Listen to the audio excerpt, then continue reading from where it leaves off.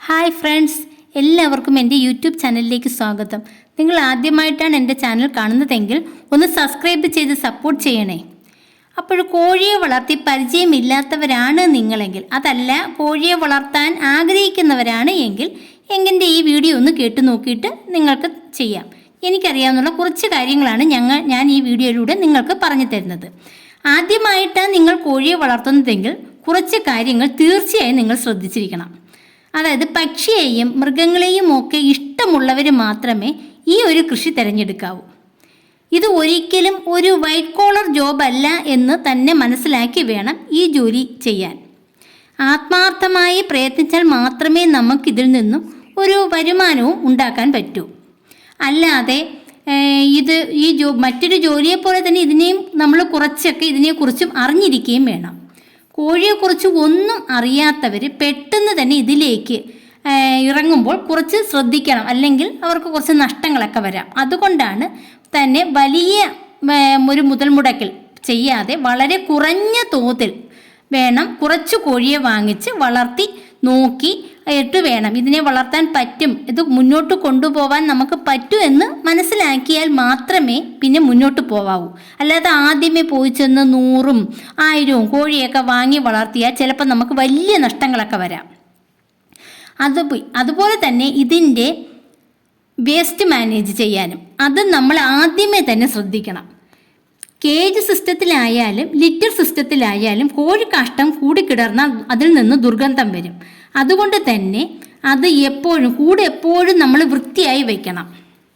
കുറച്ച് സ്ഥലമുള്ളവരാണ് എങ്കിൽ അതിൻ്റെ വേസ്റ്റ് മാനേജ് ചെയ്യാനും കൂടിയുള്ള വഴിയും നമ്മൾ ആദ്യമേ തന്നെ കണ്ടുപിടിക്കണം. അതുപോലെ തന്നെ പുതിയ കൂടുകളാണ് നിങ്ങൾ വാങ്ങുന്നതെങ്കിൽ അതിന് നല്ലൊരു വില കൊടുക്കേണ്ടി വരും. അതുകൊണ്ട് തുടക്കക്കാരാണെങ്കിൽ ആദ്യമേ എവിടെയെങ്കിലും പഴയ കൂടുണ്ടോ എന്ന് തിരക്കണം. അത് കുറച്ച് ചെറിയ പൈസയ്ക്കൊക്കെ കിട്ടും. അങ്ങനെ കുറച്ച് കോഴിയെ വാങ്ങിച്ച് വളർത്തി ഇത് നമുക്ക് മുന്നോട്ട് കൊണ്ടുപോകാൻ സാധിക്കും എന്ന് നമുക്ക് ഉറപ്പ് വരുത്തിയാൽ മാത്രമേ പിന്നെ വലിയ മുതൽ മുടക്കിലോട്ടൊക്കെ പോകാവൂ. നമ്മൾക്ക് ഇതിൻ്റെ മുതൽ മുടക്ക് വളരെ സാവധാനം മാത്രമേ കോഴി കൃഷിയിൽ നിന്നും കിട്ടത്തുള്ളൂ. അതെപ്പോഴും മനസ്സിലാക്കണം. കോഴി കുഞ്ഞിനെയാണ് നമ്മൾ വാങ്ങുന്നതെങ്കിൽ, വളർത്തുന്നതാണെങ്കിൽ, അത് ഡേ ഓൾഡ് കുഞ്ഞാണെങ്കിൽ അതിന് കൃത്യമായി വാക്സിനേഷനും മരുന്നുകളും ഒക്കെ കൊടുക്കുവാൻ അറിഞ്ഞിരിക്കണം. അതല്ല, വാക്സിനേഷൻ എല്ലാം കഴിഞ്ഞ കുഞ്ഞുങ്ങളാണ് നിങ്ങൾ വാങ്ങുന്നതെങ്കിൽ അതിന് മുട്ടയിടുന്നത് വരെ അതിന് വേണ്ട സപ്ലിമെൻറ്റും റെഗുലറായി കൊടുക്കണം. അതുപോലെ ഈ കാലയളവിൽ ഒന്നും തന്നെ നമ്മൾക്ക് യാതൊരു വരുമാനവും ലഭിക്കില്ല. അതുകൊണ്ട് നമ്മൾ അതും മനസ്സിൽ കണ്ടുകൊണ്ട് വേണം കോഴിയെ വാങ്ങിക്കാൻ. ഇനി അതല്ല, മുട്ടയിടുന്ന കോഴിയാണ് നിങ്ങൾ ആദ്യമായി വാങ്ങുന്നതെങ്കിൽ അതിന് നല്ലൊരു വില കൊടുക്കേണ്ടിയും വരും. അത് നമ്മൾക്ക് ഈ മുട്ടയിട്ട് കഴിയുമ്പോൾ അതിൽ നിന്റെ ലാഭത്തിൽ നിന്നും തീറ്റ ചെലവും കുറച്ചിട്ട് ബാക്കി കുറേശ്ശെ മാത്രമേ നമുക്ക് കിട്ടുകയും ഉള്ളൂ. മുട്ടയിടുന്ന കോഴിയെ വാങ്ങി വില ഒരിക്കലും തന്നെ നമുക്ക് തിരിച്ച് മുട്ടയിട്ട് കഴിഞ്ഞ് കോഴിയെ കൊടുക്കുമ്പോൾ കിട്ടത്തുമില്ല. ഇതും നമ്മൾ നല്ലവണ്ണം മുൻകൂട്ടി തന്നെ ഇതും കണ്ടുകൊണ്ട് വേണം കോഴിയെ വാങ്ങാൻ.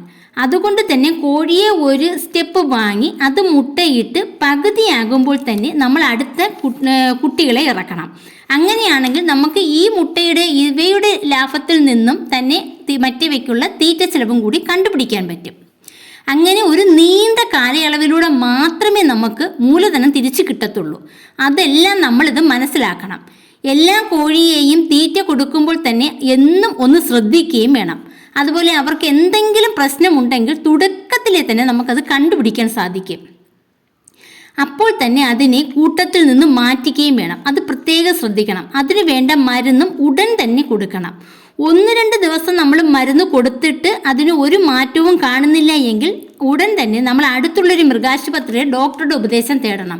ഇതിനൊന്നും ഒരു കാലതാമസവും വരുത്തുകയും ചെയ്യരുത്. കാരണം കോഴികൾക്ക് പെട്ടെന്ന് രോഗം പടർന്നു പിടിക്കാൻ സാധ്യതയുണ്ട്. അത് വലിയ നഷ്ടം വരുത്തുകയും ചെയ്യും. അതുകൊണ്ടാണ് എന്നും അവയെ ശ്രദ്ധിക്കണം എന്ന് പറയുന്നത്. അതുപോലെ കോഴിക്കൂടും അവയ്ക്കുള്ള ആഹാരം കൊടുക്കുന്ന പാത്രം, വെള്ളം ഇവയെല്ലാം വൃത്തിയായി സൂക്ഷിക്കണം. ഉയർന്ന ചൂടും അതുപോലെ ഉയർന്ന തണുപ്പും കോഴിക്ക് ഒന്നുപോലെ രോഗം വരുത്തും. ഈ സമയങ്ങളിലും അവയ്ക്ക് വേണ്ട മുൻകരുതൽ നമ്മൾ കൊടുക്കണം. അതുകൊണ്ടാണ് ഞാൻ പറഞ്ഞത് ഇത് ഇഷ്ടമുള്ളവർ മാത്രമേ ഇത് ചെയ്യാവൂ, ചെയ്യേണ്ട പണിയാണ് എന്ന് പറഞ്ഞത്.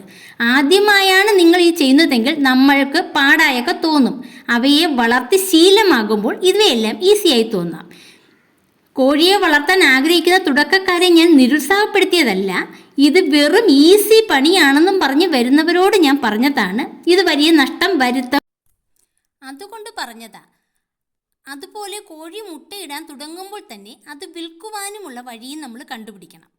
മുട്ട കൂടുതൽ നാൾ നമുക്ക് സൂക്ഷിച്ചു വെക്കാനൊന്നും പറ്റില്ല. അതുകൊണ്ട് തന്നെ അന്ന് തന്നെ അല്ലെങ്കിൽ 2 ദിവസം കൂടുമ്പോഴെങ്കിലും അത് വിറ്റു പോകണം. അതിനുള്ള വഴി അപ്പോൾ തന്നെ നമ്മൾ കണ്ടുപിടിച്ചിരിക്കണം.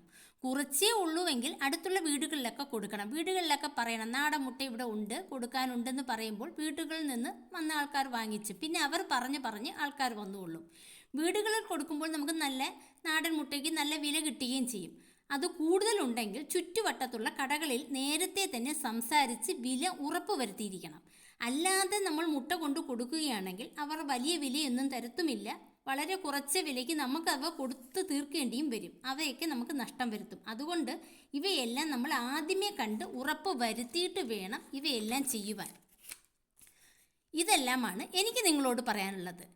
എന്നാൽ നമുക്ക് വേറൊരു വീഡിയോയുമായി വീണ്ടും കണ്ടാലോ? സബ്സ്ക്രൈബ് ചെയ്താൽ ആരും മറക്കില്ലല്ലോ. Thank you for watching my channel.